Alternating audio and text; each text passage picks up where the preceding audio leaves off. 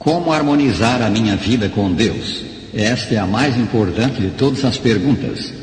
Sabemos que não somos o que devíamos ser. Lá bem no fundo de nosso coração há uma noção do certo e do errado que Deus dá a cada indivíduo. E à luz dessa noção, muito clara e forte nos que conhecem as Escrituras, a consciência nos diz frequentemente: isso não está certo. O que fizeste é ofensivo ao Deus santo e justo que está no céu.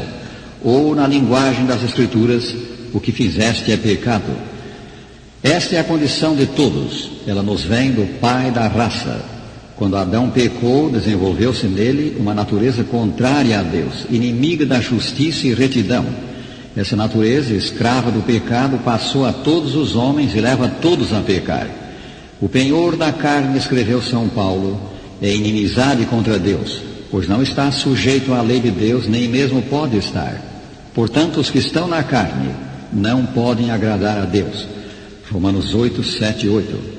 Somos pecadores, estamos em rebelião contra Deus, e porque essa é a nossa condição, temos sobre nós uma sentença de morte. Caminhamos para a morte. O mesmo São Paulo escreveu: o salário do pecado é a morte. Romanos 6, 23. É impossível ao homem mudar essa condição, deixar de ser o que é. Aqui a educação, o esforço próprio nada valem. A educação, o passar dos anos, disse alguém, tão só aumentam o tamanho do egoísta, do avarento, do amante dos prazeres. É impossível também alcançar salvação pelas boas obras que pratiquemos. Esmolas, sacrifícios, esforço próprio para agradar a Deus não nos compram salvação. O bem da salvação, diz a Escritura, não vem de obras. Efésios 2, versículos 8 e 9. Qual é, pois, a nossa esperança? Deus nos quer dar a salvação, quer nos dar novo começo. Ele nos dá novo começo no seu Filho.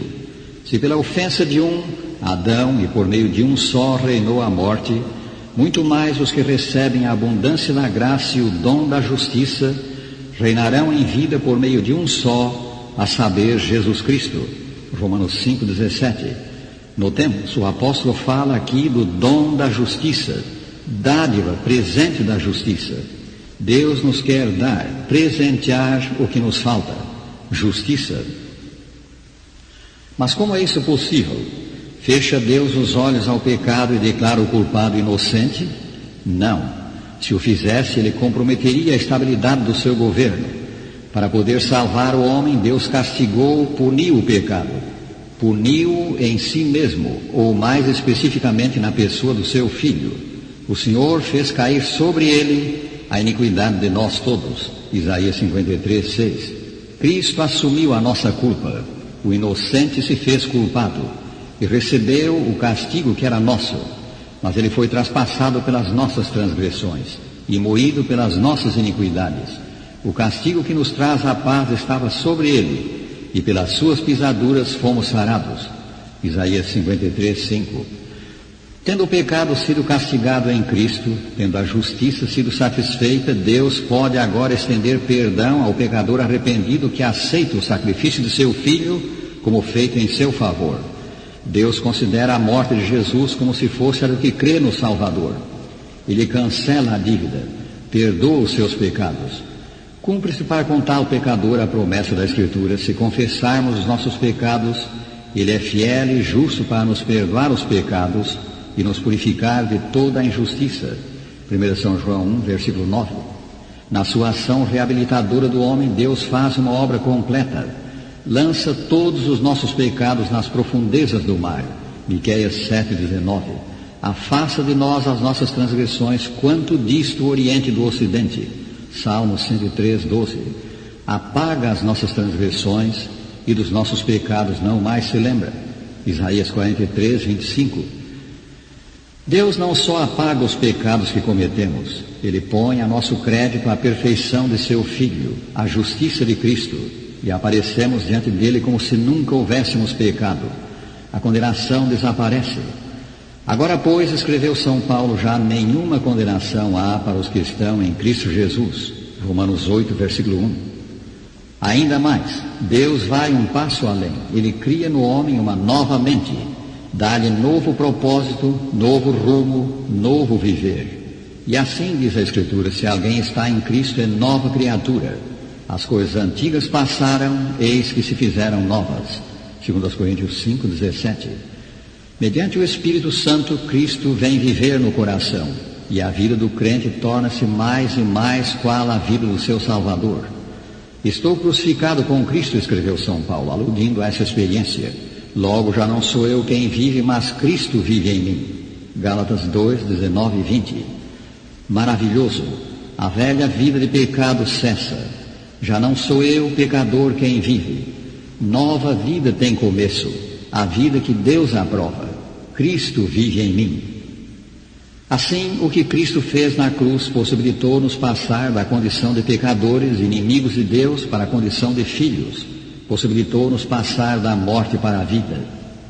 O excelente comentário da vida de Jesus, intitulado O Desejado de Todas as Nações, que recomendamos aos nossos ouvintes, diz: Cristo foi tratado como nós merecíamos, para que pudéssemos receber o tratamento a que ele tinha direito. Foi condenado por nossos pecados, nos quais não tinha participação, para que fôssemos justificados por sua justiça, na qual não tínhamos parte. Sofreu a morte que nos cabia, para que recebêssemos a vida que a ele pertencia. Pelas suas pisaduras fomos sarados. Que requer Deus da nossa parte para nos dar o inapreciável bem da salvação? Ele requer fé no Senhor Jesus Cristo como divino humano Salvador do homem. Fé em que o Imaculado Filho de Deus assumiu os nossos pecados e expiou a nossa culpa, dando a sua vida no lugar da nossa.